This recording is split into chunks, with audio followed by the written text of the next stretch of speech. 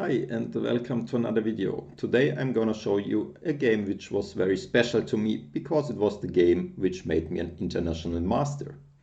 I was playing with the black pieces against a young Danish FIDE master, and the situation was I needed a draw to secure my last international master norm. I was trying to be solid here but didn't like to deviate from my Sicilian, so I was more or less forced to defend a very sharp line, but I was trying to prepare in a clever way and to confuse him very early. He was playing this line, I think, before, and I was expecting this to happen, and I prepared to take this pawn, which might look risky, but after rook to g1, black is okay. He has a choice between queen c4 and queen c6 here. Queen c4 is the main line, and I deliberately chose to play queen c6 to confuse him a little bit, hoping that he was not well prepared in this particular line. For example, after queen c4, the most frequent and most sensible move, I think, was knight to f4, hitting my queen, and then I drop back the queen. And I was trying to make him do the same after queen to c6, and this is what happened. But against queen c6, it's not the most critical to play with knight f4. Instead, here the best plan is to go with f4, but this is far from obvious, and if you have not prepared, it's almost impossible to find. So he continued with knight to f4, I played knight f6, and he continued bishop d4. Another line is knight h5, because he will have counterplay on the g7 pawn with bishop d4 and the rook on g1, and black can keep the balance, but the game is quite double-edged. So that would be another option, but he decided to play bishop d4, after which I could have equalized with knight d4, because here I have a good defending move, which I probably didn't see in the game, and this move is castling. I give up this g7 pawn maybe later, but my king is quite safe on the other side. I'm a pawn up on e4, so if I return one pawn and I'm active enough, it should be okay.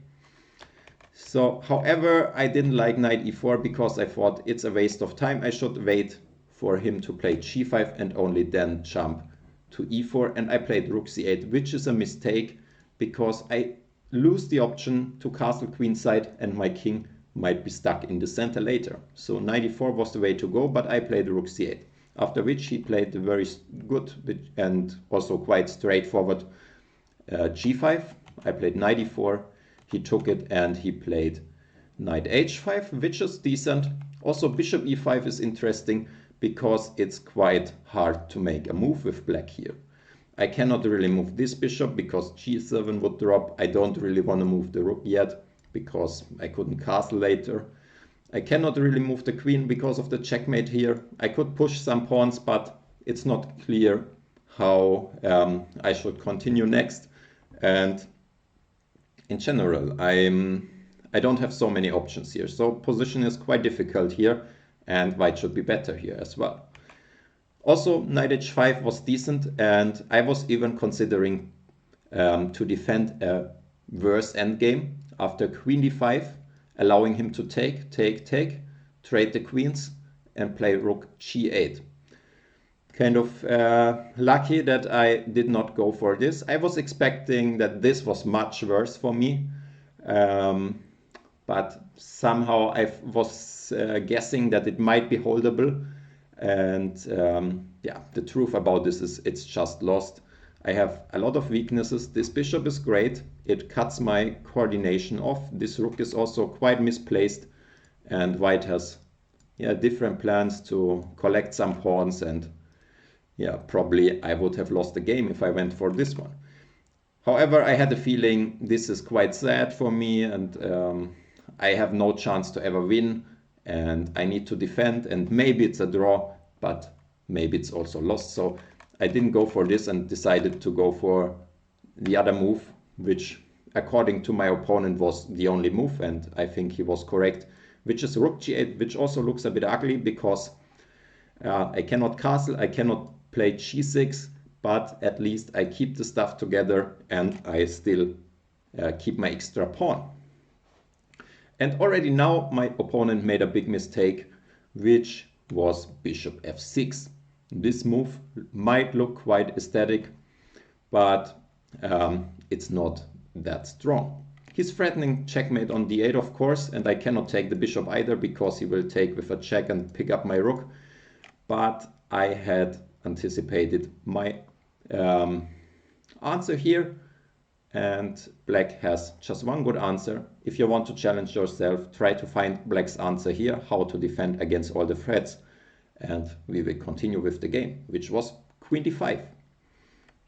Neutralizing the mating threat, also getting ready for counterplay here, and yeah, white is basically forced to trade the queens. I was also considering some tries to avoid the queen trade, but I always saw that I can block the d file with bishop d5, and then there are no real mating threats left.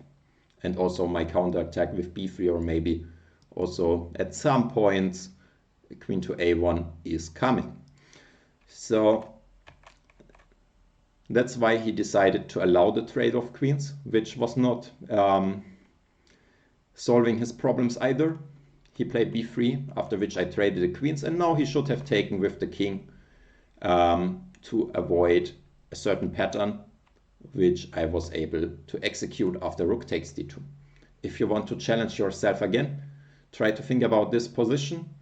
White's pieces are a bit stuck, and it seems a bit shaky. The bishop might be a target in the future if the knight wouldn't be there, and black has one way to immediately win the game here because of the vulnerable white pieces. And the move which I, after some thought, found was e3. The idea is very simple. I want to target the knight because once I target the knight, I will be able to take the bishop. So he has basically no choice. He cannot avoid bishop to f3, so he took it. Bishop f3. If he moves the knight, the game is over. So he tried rook to d1, threatening mate in 1. But I can now take the exchange, and the material is just very good for black. I now decided to activate with bishop c5, giving up the g7 pawn because I will get this one in return. And after knight g7, king f8, my opponent already resigned because I will take here with check, and maybe I will also take on g5 afterwards. So that was already it, and I didn't only have the draw but even a win. And yeah, I was quite happy, of course, and it was a very special game for me. So hope you enjoyed it, and hope to see you next time. Goodbye.